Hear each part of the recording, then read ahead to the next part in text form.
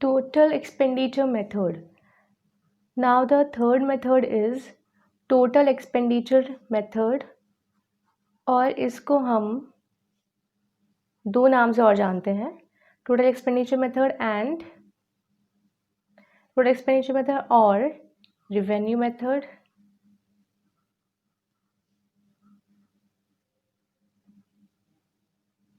ठीक है, और टोटल आउटले मेथड।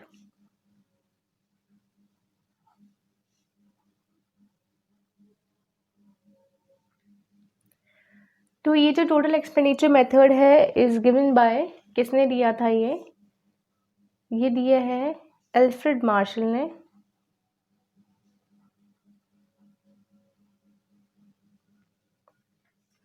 ठीक है, इस मेथड में क्या है, इस मेथड में हम मेजर करते हैं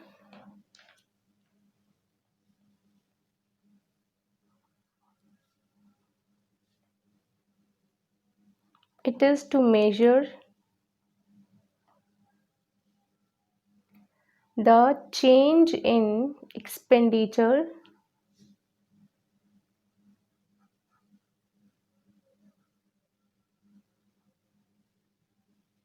due to change in prices।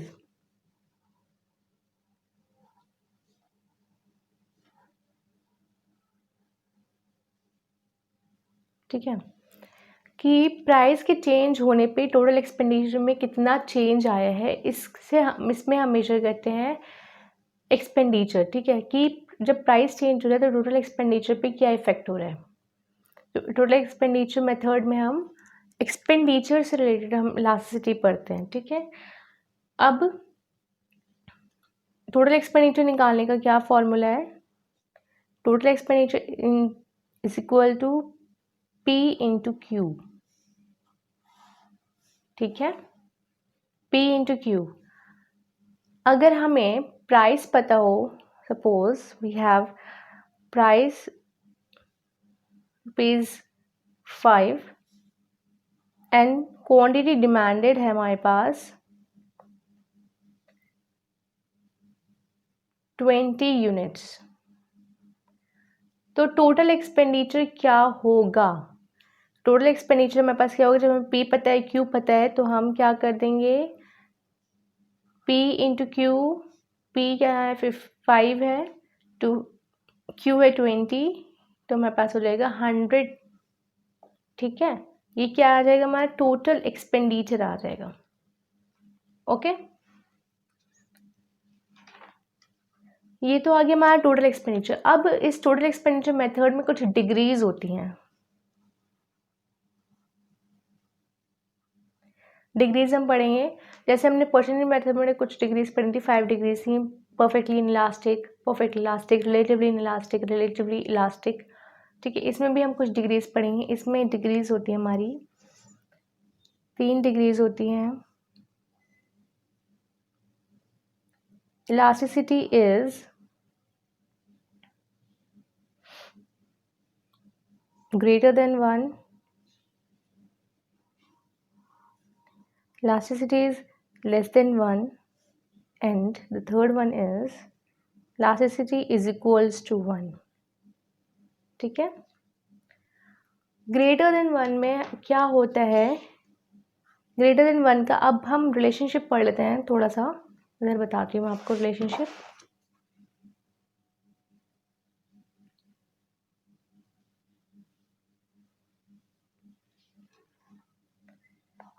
Relationship between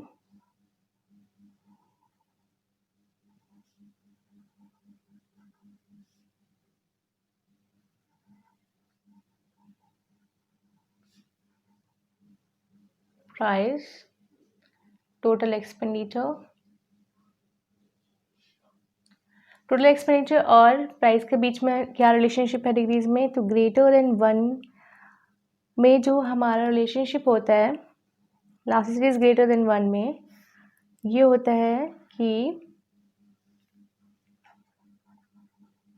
prices and expenditure are inversely related।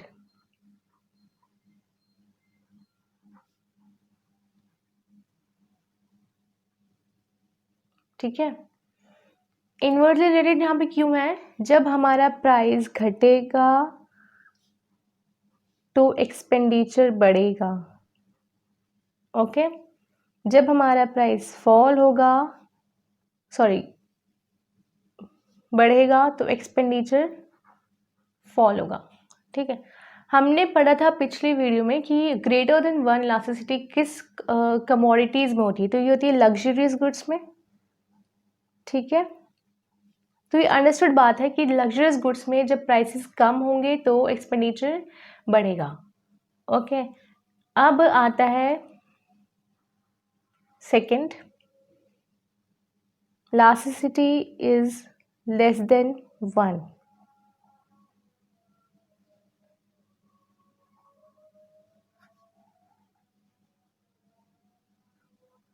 ठीक है, तो इलास्टिसिटी इज लेस देन 1 में हमारा हम पढ़ते हैं कि prices and expenditure are directly related,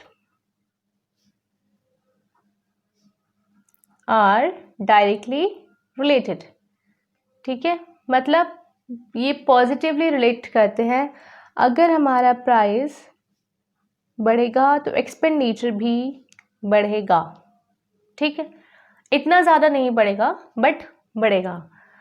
अगर हमारा प्राइस फॉल होगा तो एक्सपेंडिचर भी फॉल होगा।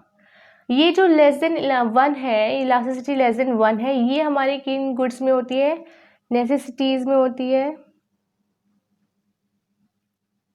ठीक है, नेसेसिटीज़ में हमारी क्या आ गया? फूड, फ्यूल, ये सब चीज़ें हमारी आ गई।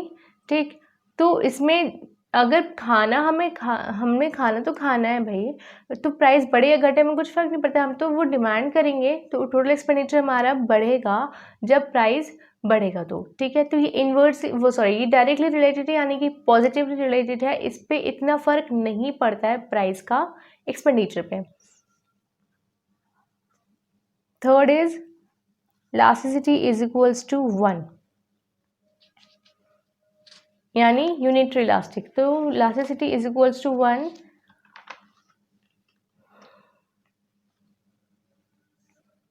यहाँ पे क्या है? प्राइसेस एंड एक्सपेंडिचर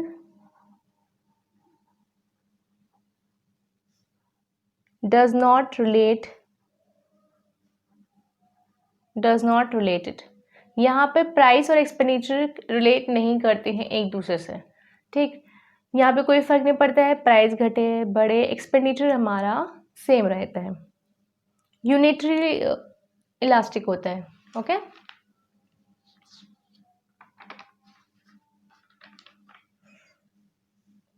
प्राइस बढ़े या प्राइस घटे या प्राइस बढ़े, एक्सपेंडिचर हमारा कांस्टेंट रहता है। क्या रहता है? Expenditure constant. It means it is unitary elastic. ठीक है,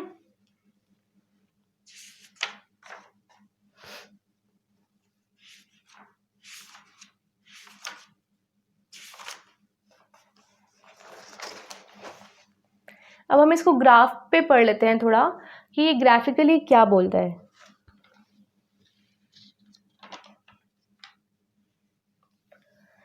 सबसे पहले हम इसको देखते हैं कि ये आ जाएगा प्राइस। ठीक है, this is quantity, this is total expenditure.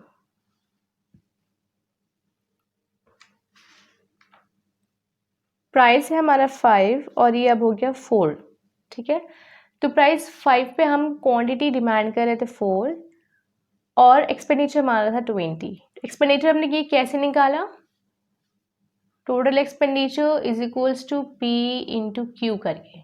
ठीक है, 5 की कर दी हमने 4 से मल्टीप्लाई। अब जब प्राइस घटेगा तो क्वांटिटी हम ज़्यादा डिमांड कर रहे हैं, 5 हो गया, तो ये कितना हो गया? 20। तो ये जो वाली सिचुएशन है, ये सिचुएशन क्या है? इसमें इलास्टिसिटी क्या है हमारी? देखिए, टोटल एक्सपेंडिचर में कोई चेंज नहीं आया। ठीक है, ये कांस्टेंट रही है, तो ये हमारा है elasticity is equals to 1। Unitary elastic में हमारा जो यूनिटरी इलास्टिक में जो डिमांड कर्व होता है वो कैसा, उसका स्लोप क्या होता है यूनिटरी इलास्टिक में?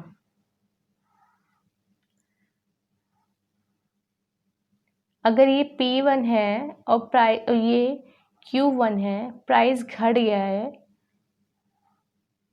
ये P2 हो गया है और हम क्वांटिटी डिमांड कर रहे हैं Q2 अब, तो यानी जितना चेंज यहाँ पर है उतना ही चेंज यहाँ पर है, तो ये जो डिमांड कर्व होता है हमारा डिमांड कर्व हो जाता है ये डाउनवर्ड स्लोपिंग, है ना।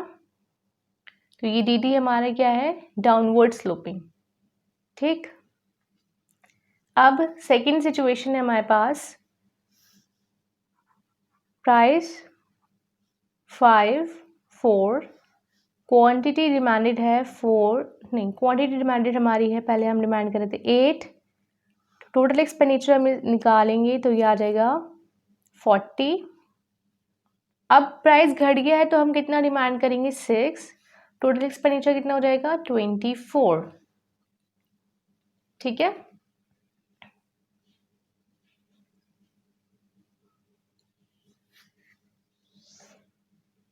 ये देखो यहाँ पे जब प्राइस घट रहा है टोटल एक्सपेंडिचर भी घट रहा है।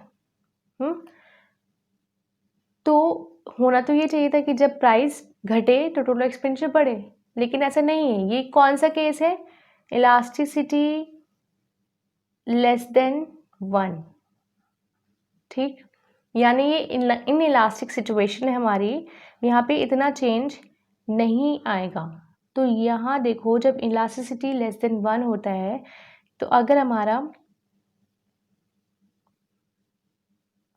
पहले P1 था और हम डिमांड कर रहे थे Q1, प्राइस घट गया हमारा, प्राइस हमारा घटा है इतना और हम डिमांड कर रहे हैं अब इतना।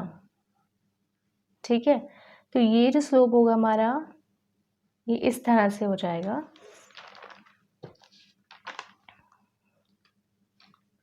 क्या स्लोप होता है ये डिमांड कर्व हमारा, डिमांड कर्व का स्लोप होता है स्टीप। ठीक, तो जब प्राइस घटेगा तो टोटल एक्सपेंडिचर भी घटेगा, लेकिन इतना ज़्यादा नहीं। क्यों, ऐसा क्यों होता है यहाँ पे, क्योंकि नेसेसिटीज़ में होता है हमारा इनलास्टिक डिमांड। ठीक है, डिमांड हमारी नहीं चेंज होती है, कम चेंज होती है, क्योंकि जब यहाँ पे हमारा क्वांटिटी से कोई रिलेशन नहीं है, यहाँ पे हम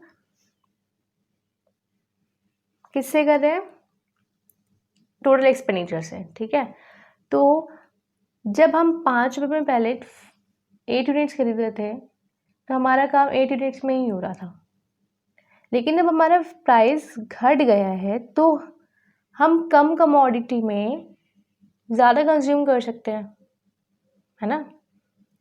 तो इसलिए हमारा टोटल एक्सपेंडिचर घट रहा है।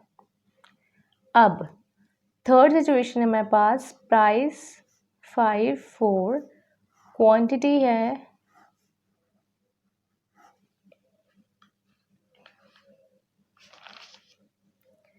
3 6।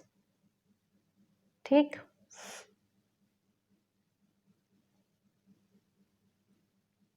अभी देखिए यहाँ पे ये कितना हो जाएगा 15 5 6 4 6 24। यहाँ एक्सपेंडिचर हमारा बढ़ रहा है और यहाँ प्राइस हमारा घट रहा है, तो ये सिचुएशन हमारे इलास्टिसिटी इज ग्रेटर देन 1।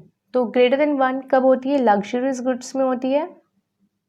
ठीक है, और जो इसका ग्राफ होता है वो क्या होता है, देखो ये अगर P1 है तो ये कितना हो जाएगा Q1, अगर ये P2 हो गया तो इसकी क्वांटिटी कितनी हो जाएगी,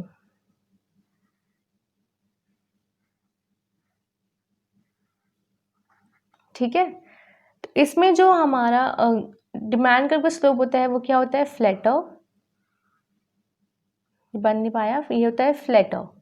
ठीक है, लग्जरियस गुड्स में जब प्राइस कम होगा तो हम ज़्यादा से ज़्यादा स्पेंड करेंगे मनी, और क्वांटिटी हम ज़्यादा खरीदेंगे। ठीक है, ये तो हो गई डिग्रीज, इनको मैंने ग्राफिकली थोड़ा एक्सप्लेन कर दिया ताकि ये अच्छे से समझ आ जाए।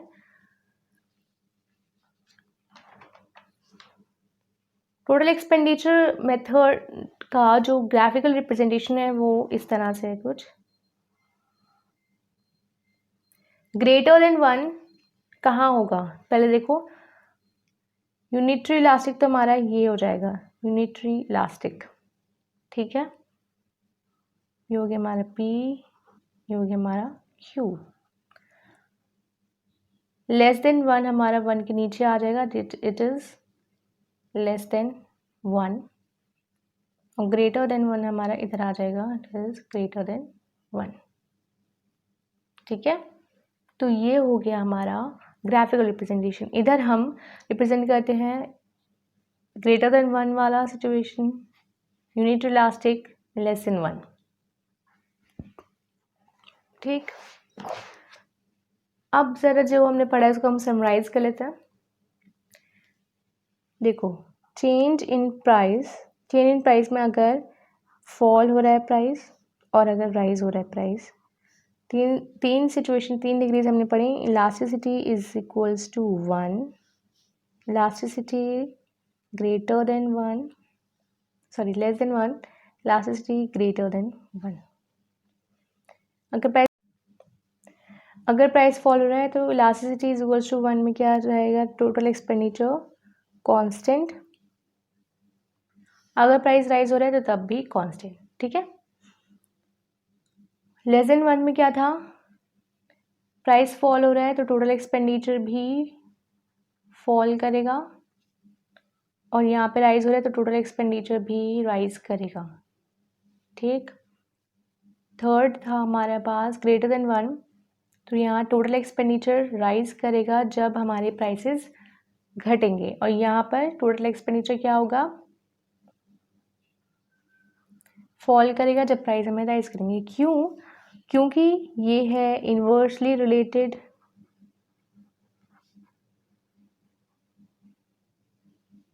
with the price and expenditure are inversely related, और ये है price and expenditure are positively और डायरेक्टली रिलेटेड,